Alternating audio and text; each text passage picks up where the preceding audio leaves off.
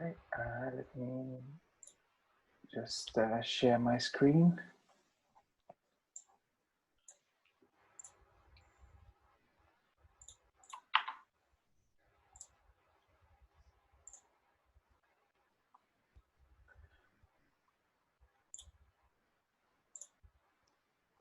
Okay, so hello everyone. Today we're going to talk about serverless.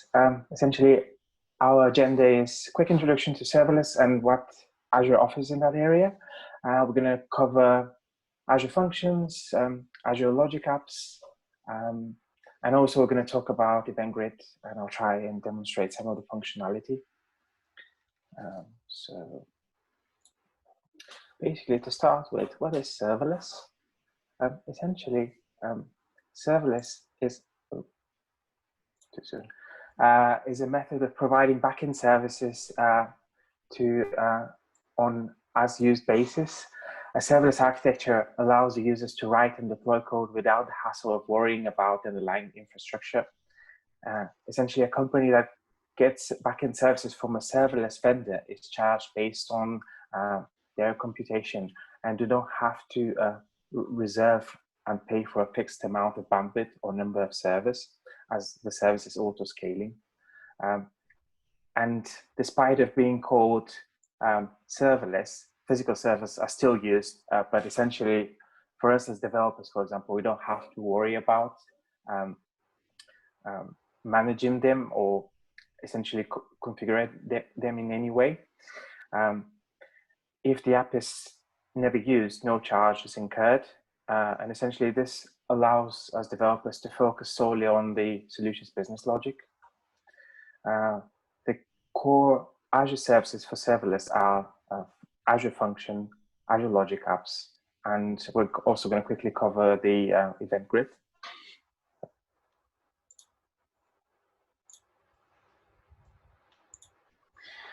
Before we dive in, I found this really interesting comparison between serverless and platform as a service.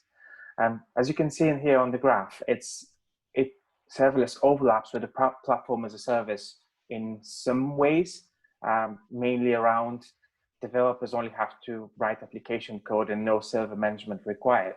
However, serverless computing can be compared to, let's say, drawing your water from a tap, with water representing the computing power.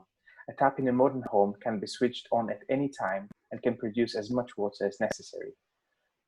PaaS, however, is more like using a water dispenser and a water bottle delivery service. It is still possible to obtain as much drinking water as it's needed, but it's not as simple as turning on the tap like in the serverless model. The consumer has to ask the vendor to deliver more if demand increases. In both scenarios, someone else is handling the backend or purifying the water or bringing to the building, etc. But only tap water can be scaled precisely on demand and in real time. So basically what we're going to cover here are Azure functions, which is the most popular offering on the serverless front in Azure, using via the consumption plan. Another popular one is Logic Apps. That's Microsoft's offering in the low-code, no-code space that is growing popularity, that can be used by non-developers as well. Event Grid, cloud service that provides infrastructure for event-driven computing. And on top of that, there's a few other things that is probably worth mentioning. Like, for example, SQL Server as a service has a consumption plan as well. And as far as I'm aware, Cosmos DB has a serverless offering in the making. So there's a variety of services that offer the serverless consumption. So we're going to start with functions. The Azure functions allow you to run small pieces of code without worrying about application infrastructure. With them, the cloud infrastructure provides all the up-to-date servers you need to keep your application running at a scale. Essentially, function is triggered by a specific type of event. It could be a trigger, a timer, or based on another Azure service. It supports various languages, and there are multiple pricing plans that are applying to functions. So we're going to focus on the consumption plan. And on top of that, you have various authorization options. And as far as I'm aware, our CoreLogic address search is using Azure functions currently. What I want to cover as well is the cost, because this, I think, is the most interesting aspect. So basically, costs are based on the number of executions, the execution time in memory consumed, the minimum is 128 megs, and the storage. So let's say you have a function that runs for 5 seconds and consumes 256 megabytes of memory. And those 5 seconds, it's a relatively long time, but yeah, let's say that, for example. So you want to run this every minute of the day. So that's just over 1,400 times a day. Multiply that by quarter of a gigabyte memory, you're getting 360 gigabits seconds for 1 day. That's the usage. For a month, it's just over 11,000. So essentially, how much would that cost? Essentially, that would cost literally nothing, simply because as part of the consumption plan you get 400,000 gigabytes a second, or a million invocation, whatever comes first, every month. So essentially, in my example, you can have easily another 40 of those to do a lot of the heavy lifting for you, and you'll get charged exactly nothing. And I think this is really beneficial. A lot of cloud-based companies are sort of migrating a lot of their solutions to functions, simply because it's literally very, very cheap, up to a certain scale, of course, to run them. So what I'm going to do next is I'm just going to quickly jump into a quick demo to talk about some of the to give you a quick example overview of Azure functions. So I've got one in place, but I'm just going to quickly create a new one. So select it from the list.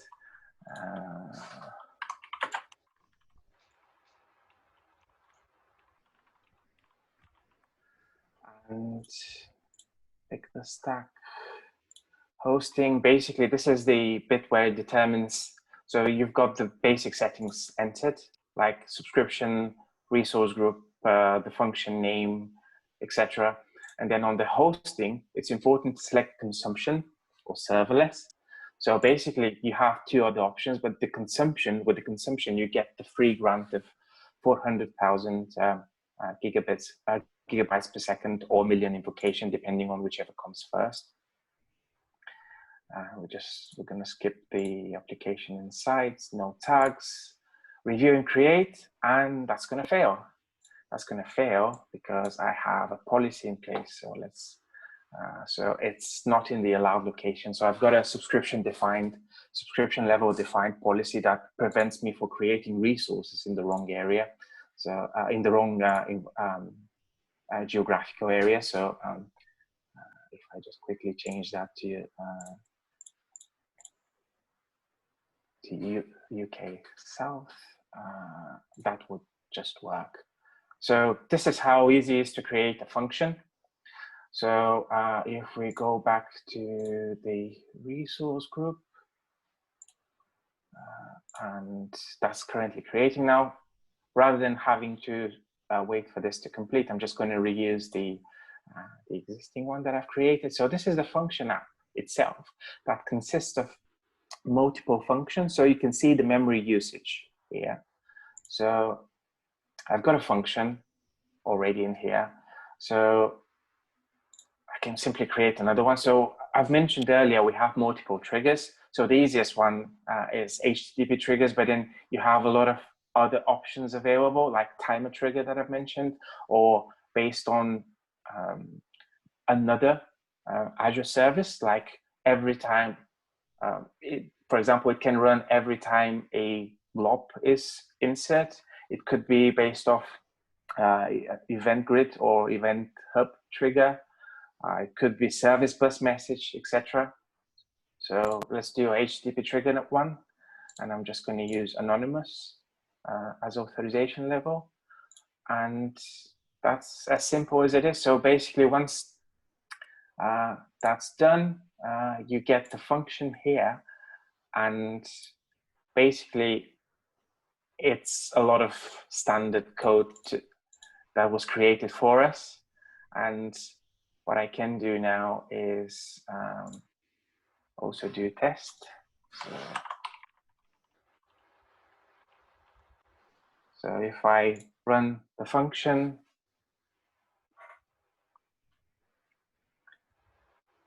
you get the response back, and you get some log analytics as well. So you can see exactly what's happening with your function. And yeah, that's pretty much it. How easy, as you can see, as I've triggered my function, the memory working set has increased.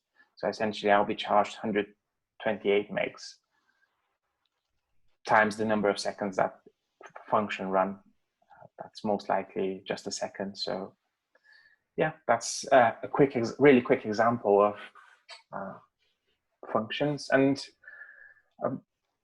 probably to put things into perspective, I have these costs here. So for example, this is a function app that I used on my previous talk about application and sites that runs and sort of does process thousands of postcodes to fetch some crime info for them. Does all the heavy lifting. And that's my statement from the last month. So that's the application in sites. So that's not the function itself. But the function itself, that's how much it costs to sort of run this function. Is literally nothing. And to put things even more, to give you even better perspective, so functions are quite heavily used for Home Assistant skills, like Google Home Assistant, Alexa, etc. So I've got one that is running on AWS Lambda, and they have similar grants. So basically you have 1 million executions or 400,000 seconds. And essentially the function is not heavily used. Like I've got like 50 monthly active users, etc. But essentially on top of that, to keep the function up and running, and they call it warm, I trigger a sort of fake call every couple of minutes. And just to keep it in a running state, so it doesn't power down the function app. So when the user sort of triggers the skill, they will get a relatively instant response. And with all that, with this running all the time, you can see the percent. So this is the free tier that they provide, and this is the amount of that free stuff that I used. Is literally nothing. So essentially the whole thing doesn't cost anything. So that's why I think there's like a huge benefit of going towards serverless. And I think it's quite used for nano services. A lot of sort of architecture guys use them in that particular level. So yeah, it's quite interesting. A lot of free grants with each the consumption plan that you create for the function app. So I think there's a lot of opportunity to reduce the cost on in our cloud spend. So if I return back to our presentation, so we've talked about the functions. So the next one is the logic apps. Essentially, they provide a way to simplify and implement a scalable integration and workflows in the cloud. Logic App Service provides a visual designer to model and automate your process as a series of steps called a workflow. There are many connectors across cloud services and on-premises systems that allow you to quickly connect your serverless app to other APIs. So essentially, the connectors would are a vital part of creating your workflow. And unlike Azure Functions, you don't have to be a developer to write any code in order to create a workflow. You can just take advantage of the 1,000 pre-built connectors and create a solution in a matter of minutes.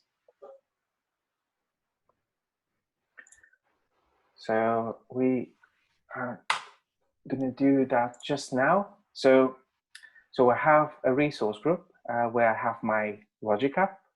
So the logic app itself relies on another Azure service offering. So the purpose of this is I want to monitor for a specific tweet and I want to quickly respond. Let's say somebody praises my product or complains about my product. I want to know immediately if that happens.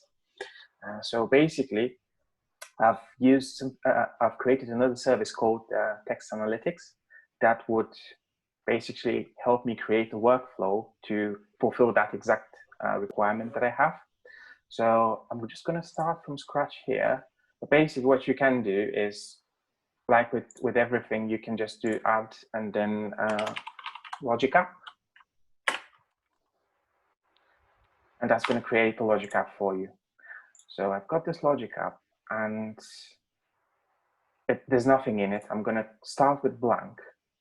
So first thing you need is a trigger. So something that needs to trigger the workflow. And I'm going to choose Twitter. So there's, if I switch to all, you have a lot of triggers and connectors. So I'm just going to start with Twitter. I've linked my Twitter account. So when new tweet is posted, so essentially for this to complete, I'm going to need your help. So probably I would ask someone to sort of, if we search for that particular text, so that will be our sort of trigger of the workflow. So this is what's going to start our workflow. So what I'm going to do is I'm going to add text analytics. So basically that's the text analytics service that I've shown you earlier. So I'm going to say detect sentiment. So I want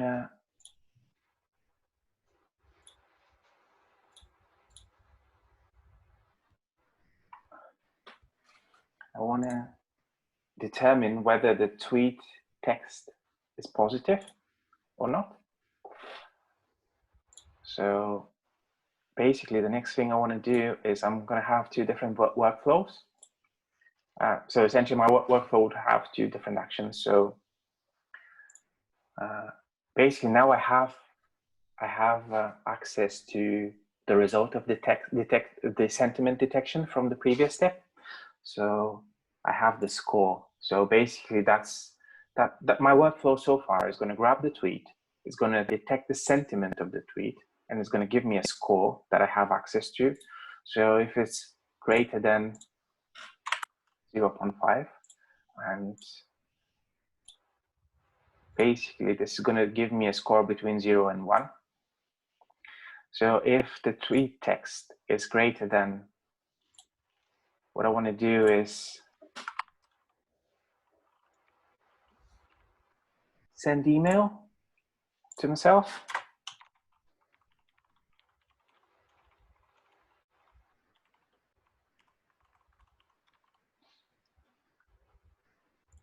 Okay.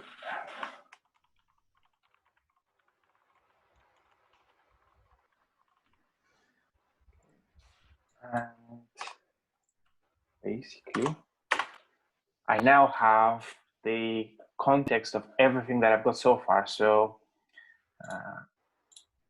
I still have the, I think it's the original tweet text. Let's have a look.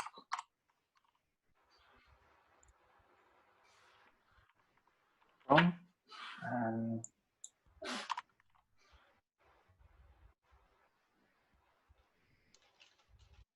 it's the username.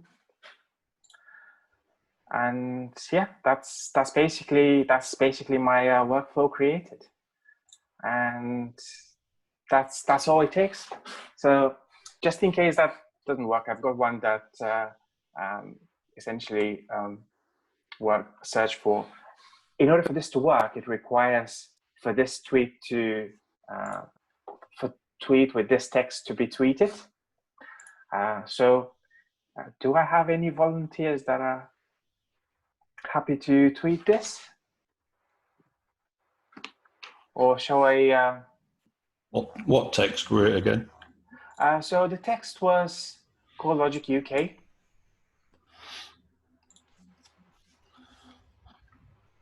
Yeah, I can send one.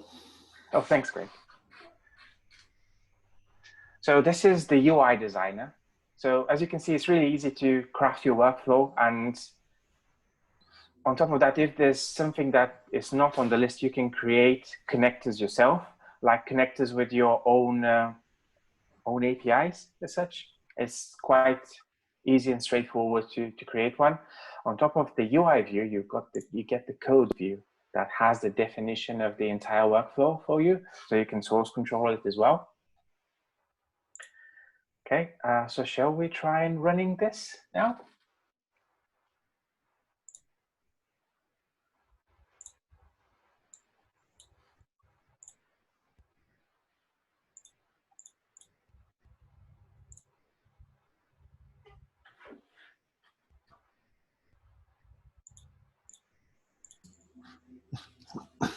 You want me to send one now, or? Yes, please. Thank you.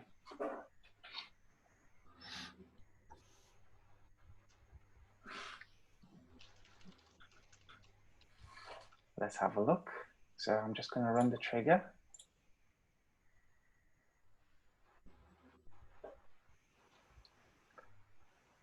I think it takes a bit of time. Oh, there it is. I'm just going to switch to my email. There it is. We've got the, I think the binding is not correct on the text itself. But yeah, basically, this is an example of, if I can change this ever so slightly.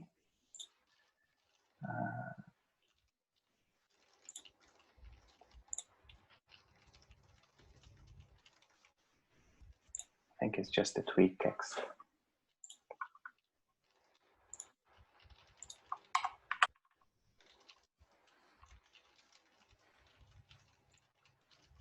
That was required.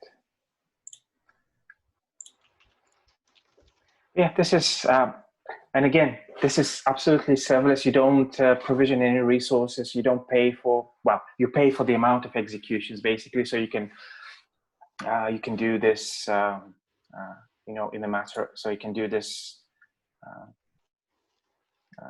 once every month, etc., or day, etc. So my sort of the first one I've created for testing purposes, what I did is I've used global warming as a search filter, and essentially I forgot to disable it, and essentially I was flooded with a lot of emails.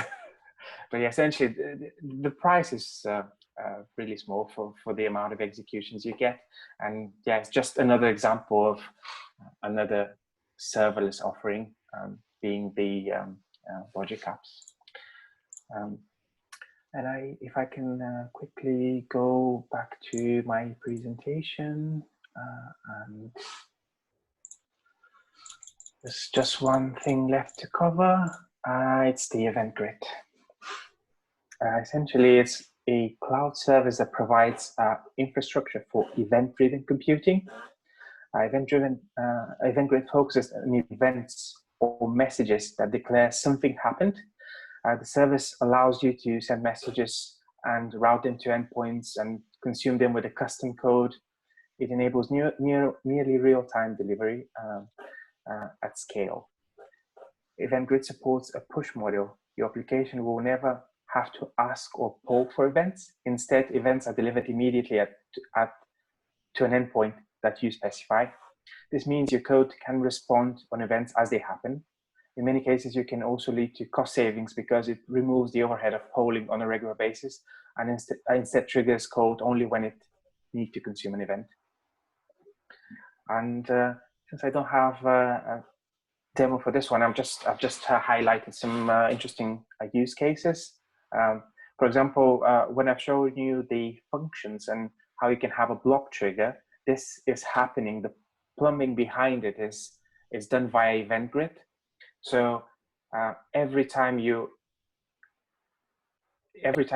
let's say you upload a blob into a storage account, a function can be triggered to create a thumbnail of that image, or it can be used to analyze the content of the image, for example, or to extract text, etc. Application integration is another example scenario. This is where Event Grid connects your app to other services. Create a custom topic to send your app's event data to Event Grid and take advantage of reliable delivery. Or you can use connect your app with workflow via Event Grid, and you can have like separate logic app workflow based off that as well. Another interesting scenario. Operations automation. For example, Event Grid will allow you to notify when a virtual machine or database is created, or let's say you have really important virtual machine that it shouldn't be turned off at any point. So you can have Event Grid subscription to notify you when virtual machine is powered off or anything along those lines. You can have policy enforcement for various resource creations. And yeah, there's a lot of use scenarios. And again, it's based on that serverless model. And from what I see, a lot of other cloud offerings are sort of migrating to that consumption model, where I think it's all about the cost. Ultimately, you want to pay exactly for what you use rather than over provision for resources and overpay for them, essentially. Yeah, I believe that concludes our tech talk today. Any questions?